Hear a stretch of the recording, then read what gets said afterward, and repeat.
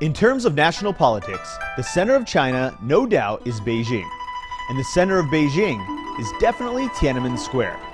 There are at least 2, but perhaps more, days of sightseeing around this area alone.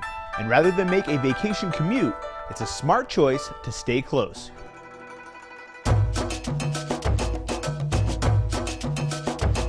It's hard to stay closer to the center of China than at King's Joy Hostel.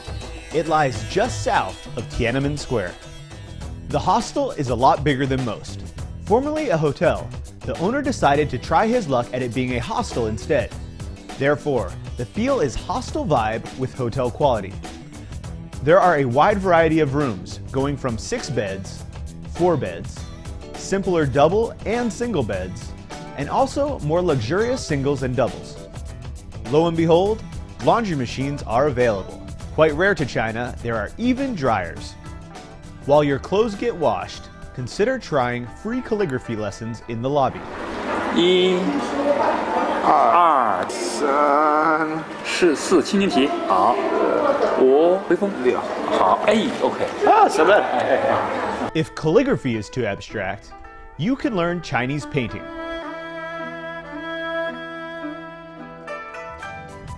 There are also 2 restaurants, one serving traditional and very tasty Chinese cuisine.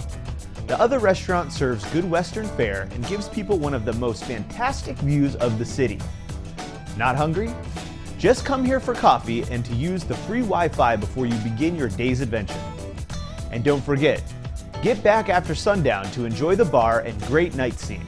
At night, as in the day, the setting is tough to beat.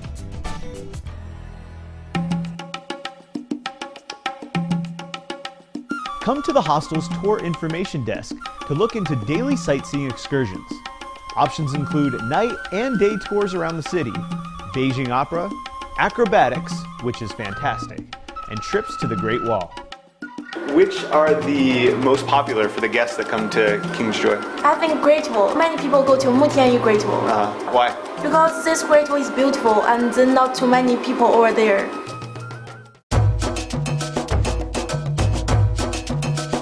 King's Joy Hostel being close to Tiananmen Square means there are a host of other must-see sites close by. This map will give you a sense of access. Traditional Beijing alleyways, the newly reopened National Museum, the Forbidden City, and the Temple of Heaven. Let's start with Tiananmen Square, the largest public square in the world. Key features include the national flag and the monument to the people's heroes. At the southern end, you'll find Mao's mausoleum where you can see the leader's preserved corpse. Just so you know, no one is allowed to film, and bring your passport to enter. Well, you can't get that great of a look at him because he's a little bit far away and they keep you moving the whole time, but he does look pretty well rested. Around the square stands the Great Hall of the People, where the People's Congress convenes. Directly opposite stands the newly remodeled National Museum. The National Museum, which reopened in early 2011 after 4 years of renovations, now is the largest museum in the world in terms of floor space. The museum focuses on 2 main themes, the 19th century to the present and ancient China. Of the latter, displays include exquisite porcelain, Buddhist carvings, and ancient bronze works. On October 1st, 1949, it was from the Gate of Heavenly Peace, which in Chinese means Tiananmen, that Chairman Mao proclaimed China a People's Republic. Beyond his iconic portrait, you enter the Imperial Palace, commonly referred to as the Forbidden City. With hundreds of buildings, it is the largest palace in the world. Make sure to set aside a whole afternoon and to wear good walking shoes. Meanwhile, right outside King's Joy, spend as much time as you can in the hutongs, the traditional alleyways. Save your legs by renting a bike from the hostel, then cruise through the fascinating labyrinth.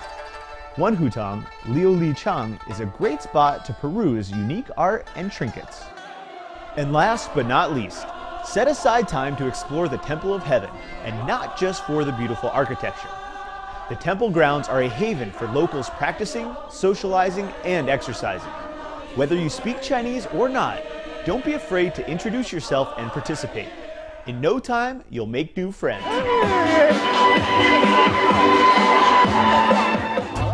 A high-quality hostel with amazing views, tours available throughout the city and beyond, and some of the most important historical sites right outside the door. And probably even a new friend. Beijing is a great city.